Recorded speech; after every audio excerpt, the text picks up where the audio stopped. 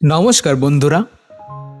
কেন কেন শেয়ার বাজারে এসে ৯৯% মানুষ তাদের কষ্টার্জিত টাকা হারিয়ে ফেলে, আর কেনই বা বাকি ১% মানুষ সেই একই বাজারে দাঁড়িয়ে হাজার হাজার কোটি টাকার মালিক হয়ে ওঠে?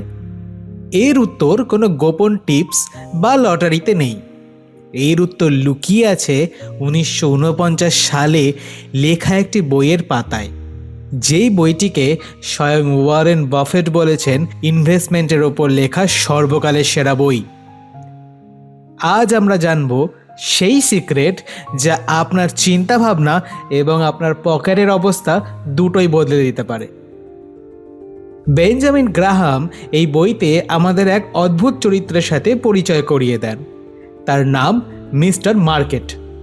ধরুন আপনি এবং মিস্টার মার্কেট দুজনে মিলে একটি ব্যবসা করছেন। মিস্টার মার্কেট মানুষটি খুবই আবেগপ্রবণ।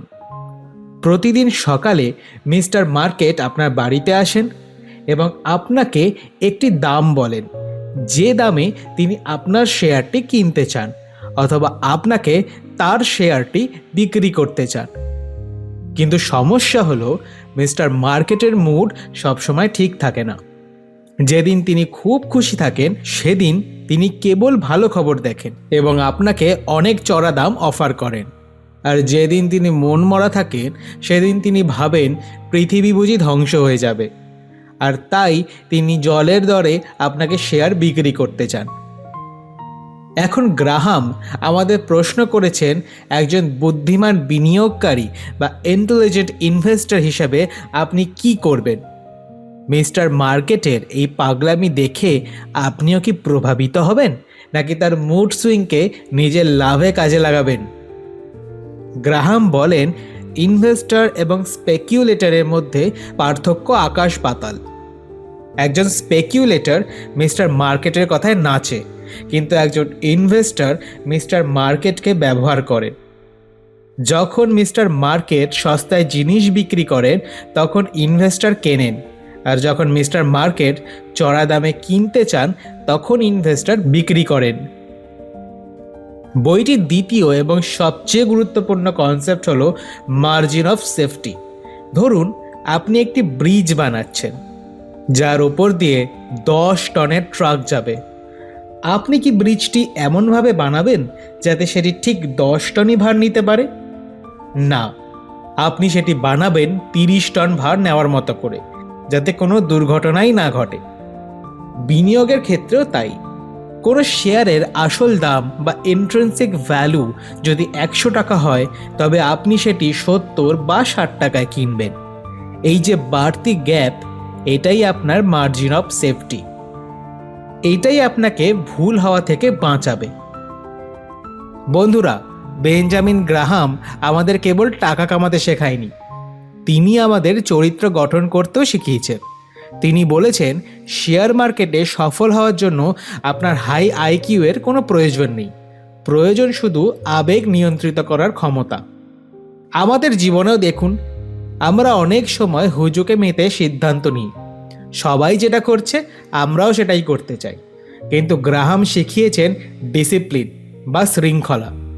শেয়ার মার্কেট হলো এমন একটা জায়গা যেখানে ধৈর্যশীলরা অধৈর্যদের পকেট থেকে টাকা নিজের পকেটে নিয়ে আসে। আপনি যদি আপনার আবেগকে নিয়ন্ত্রণ করতে না পারেন, তবে আপনি আপনার টাকাকেও নিয়ন্ত্রণ করতে পারবেন না। জীবনের প্রতিটি ক্ষেত্রে, সে তার সম্পর্ক হোক বা ক্যারিয়ার, তাড়াহুড়ো করে নেওয়ার সিদ্ধান্ত সবসময় ভালো হয় না। কিন্তু আপনি যদি ধীরস্থির হন, নিজের বিচার বুদ্ধি দিয়ে সিদ্ধান্ত নেন এবং সস্তায় ভ্যালু খুঁজে বের করতে পারেন, তবে সাফল্য কেবল সময়ের অপেক্ষা। দ্য ইন্টেলিজেন্ট ইনভেস্টর বইটি অনেক বিশাল এবং গভীর তথ্যে ভরা। আমি আপনাদের জন্য নিয়ে এসেছি কিছু উপকারী টিপস বা পয়েন্ট, যেগুলো আপনাকে ইনভেস্ট করতে সাহায্য করবে। Point number 1, defensive versus enterprise investor. Benjamin Graham ইনভেস্টরদের 2 ভাগে ভাগ করেছেন।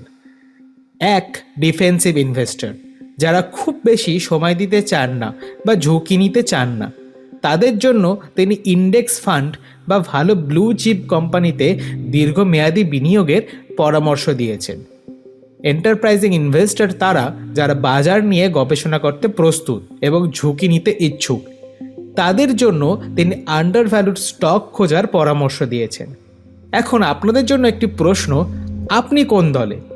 আপনার হাতে কি সময় আছে রিসার্চ করার, নাকি আপনি চান আপনার টাকা আপনার জন্য কাজ করুক যখন আপনি ঘুমোচ্ছেন?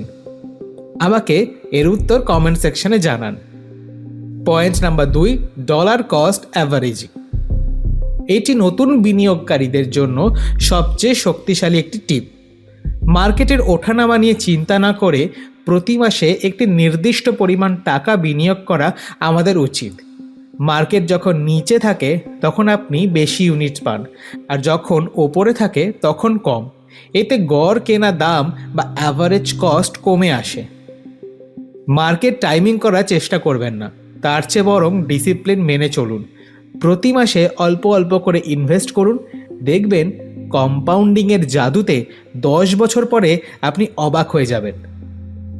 পয়েন্ট নাম্বার 3, ইনফ্লেশন বা মুদ্রাস্ফীতি। বইটিতে গ্রাহাম মুদ্রাস্ফীতির ভয়াবহতা নিয়ে কথা বলেছেন।